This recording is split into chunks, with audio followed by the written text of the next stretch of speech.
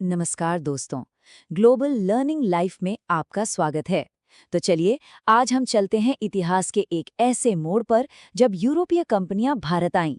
ये कहानी शुरू होती है पुर्तगालियों से, जिन्होंने व्यापार के लिए एक ऐसे समुद्री रास्ते की खोज की जिसने भारत के भविष्य को हमेशा हमेशा के लिए बदल दिया।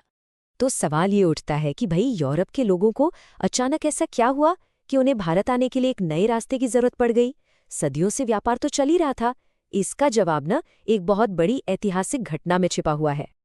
देखिए, हुआ ये कि साल 1453 में एक घटना ने सब कुछ बदल कर रख दिया। तुर्कों ने कुस्तुनतुनिया, जिसे आज हम इस्तांबुल कहते हैं, उस कॉन्स्टेंटिनोपल पर कब्जा कर लिया। अब ये जो शहर था, ये यूरोप और एशिया के बीच व्यापार का सबसे बड़ा जमीनी रास्ता था। अब इस रास्ते पर तुर्कों का पहरा लग गया, जिससे यूरोप का भारत के साथ जो मसालों का व्यापार था वो लगभग ठप हो गया।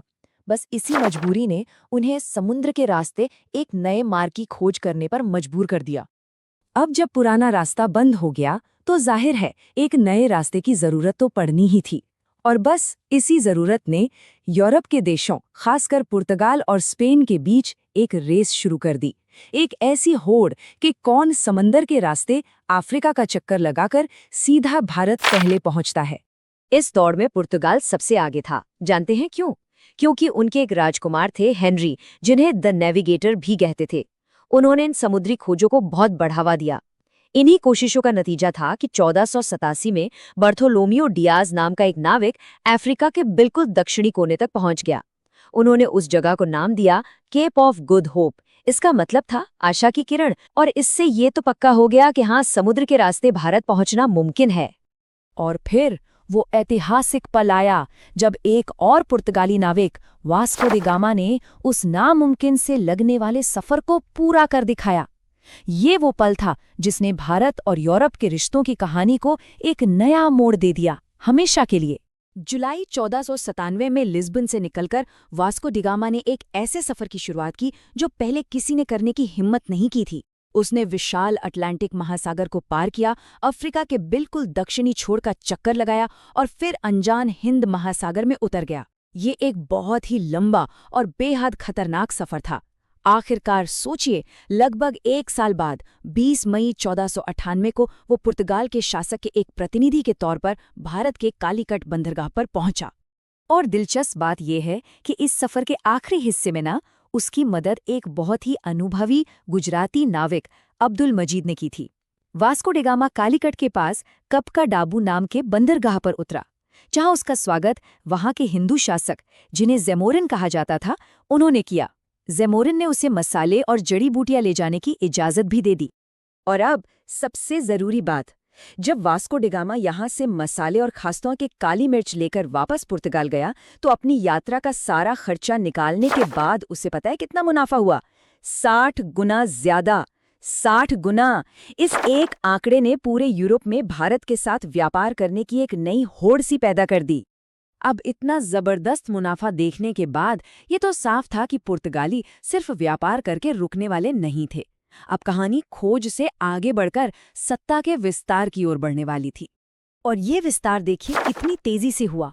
वास्को द गामा के लौटने के सिर्फ 2 साल बाद सन 1500 में पेड्रो कैब्राल दूसरा पुर्तगाली बनकर भारत पहुंच गया। 1502 में तो वास्को ड गामा खुद वापस आया और इस बार इरादे और भी ज्यादा साफ थे। 1503 में कोचीन में उनकी पहली फैक्ट्री, मतलब एक व्यापारिक अड्डा या कह लीजिए ट्रेडिंग पोस्ट, वो स्थापित हुई। और सिर्फ 2 साल बाद 1505 तक कन्नूर में दूसरी फैक्ट्री भी खुल चुकी थी। ये सिर्फ व्यापार नहीं था, ये भारत में अपनी जड़ें जमाने की शुरुआत थी। अब पुर्तगालियों ने भारत में अपने असर को और पक्का करने के लिए 1505 में फ्रांसिस्को डी अल्मीडा को भारत का पहला पुर्तगाली वायसराय बनाकर भेजा। अल्मीडा का एक ही मकसद था, हिंद महासागर पर पुर्तगाली दबदबा कायम करना। इसके लिए अल्मीडा ने ब्लू वाटर पॉलिसी या शांत जल की नीति अपनाई। इसका मतलब बड़ा सिंपल था, जमीन पर किले जीतने के बजाय समंदर पर अपना कंट्रोल बनाओ, ताकि कोई और समुद्री ताकत उनके व्यापार में दखलंदाजी ना कर सके। और 1509 में दीव की लड़ाई में उसने मुस्लिम नौसैनिक बेड़े को हराकर ये साबित भी कर दिया। अल्मीडा ने समंदर पर राज तो कर लिया, लेकिन उसके बाद जो आया अल्फोंसो डी एल्ब्यूकर्क, उसे भारत में पुर्तगाली सत्ता का असली संस्थापक माना जाता है। क्यों?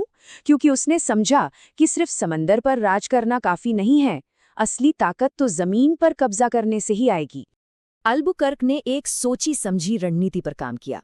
सबसे पहला और बड़ा काम 1510 में उसने बीजापुर के सुल्तान से गोवा छीन लिया। और यही गोवा आने वाले 450 सालों तक पुर्तगाली साम्राज्य का दिल बना रहा। फिर उसने हिंद महासागर के व्यापारिक रास्तों के जो मेन एंट्री एग्जिट पॉइंट्स थे, उन पर कब्जा किया। 1511 में पूर्व में मलक्का और 1515 में पश्चिम में होर्मुज। इतना ही नहीं, उसने सती प्रथा पर बैन लगाकर और पुर्तगालियों को भारतीय महिलाओं से शादी करने के लिए बढ़ावा देकर यहीं बसने की नीति को भी आगे बढ़ाया। इसका बाद आए नूनो डी कोन्हा और उन्होंने एक बहुत ही अहम फैसला लिया। 1530 में उन्होंने पुर्तगाली राज्य की राजधानी को कोचीन से गोवा शिफ्ट कर दिया और गोवा को ऑफिशियल कैपिटल बना दिया। उन्होंने अपने इलाके को और भी बढ़ाया और 1534 में बेसिन और 1535 में दीव पर भी अधिकार कर लिया। तो अब पुर्तगालियों ने इतना बड़ा समुद्री साम्राज्य तो बना लिया, पर सवाल ये है कि वो इस पर कंट्रोल कैसे रखते थे। इसके लिए उन्होंने एक बहुत ही चालाक व्यवस्था बनाई थी। पुर्तगालियों ने अपने इस भारतीय समुद्री साम्राज्य को नाम दिया एस्तादो द इंडिया। वो खुद को सागर के स्वामी कहने लगे और उन्होंने ये पक्का कर दिया कि समंदर में उनकी मर्जी के बिना कोई व्यापार नहीं कर सकता। और इसी कंट्रोल का सबसे बड़ा हथियार था कार्टास। ये एक तरह का परमिट या लाइसेंस था जो पुर्तगाली जारी करते थे। इसके बिना कोई भी भारतीय या अरबी जहाज अरब सागर में जा ही नहीं सकता था। और मजे की बात यह है कि मुगल बादशाह अकबर तक को अपने जहाज़ों के लिए ये कार्टास लेना पड़ता था। इसके अलावा उन्होंने काफिला सिस्टम भी शुरू किया।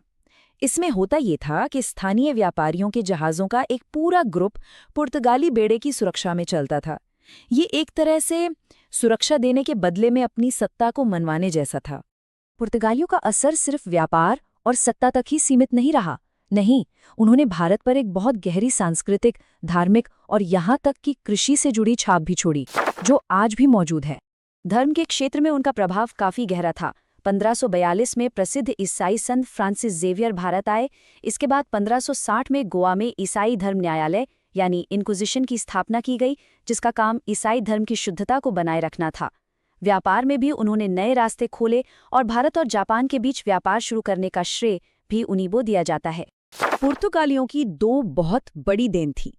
पहली, 1556 में गोवा में भारत की सबसे पहली प्रिंटिंग प्रेस की शुरुआत, और दूसरी, स्थापत्य कला की गॉथिक शैली, जिसके शानदार नमूने आज भी गोवा के चर्चों में देखे जा सकते हैं। और शायद उनकी जो सबसे हैरान करने वाली देन है, वो तो हमारे किचन में मिलती है। जरा सोचिए, आलू, मक्का, काजू, अनानास, पपीता और हाँ, तंबाकू भी, ये सभी फसलें पुर्तगाली ही अमेरिका से भारत लाए थे, जिन्होंने हमारे देश की खेती और हमारे खान पान को हमेशा के लिए बदल दिया। लेकिन ये कहानी का अंत नहीं था, बल्कि एक नई शुरुआत थी। पुर्तगाली तो बस पहले थे। जैसा कि इस नक्शे में देखा जा सकता है, उनके बाद अंग्रेज, फ्रांसीसी, डच और डेनिश, इन सभी ताकतों ने भारत में अपनी बस्तियां बसाईं। तो अंत में एक सवाल सोचने के लिए रह जाता है। वास्को डी गामा के आने से पुर्तगालियों ने भारत के लिए जो एक दरवाज़ा खोला, उसने आने वाली सदियों में हमारे देश के भविष्य को आखिर कैसे और कितना प्रभावित किया, इस पर विचार जरूर कीजिएगा।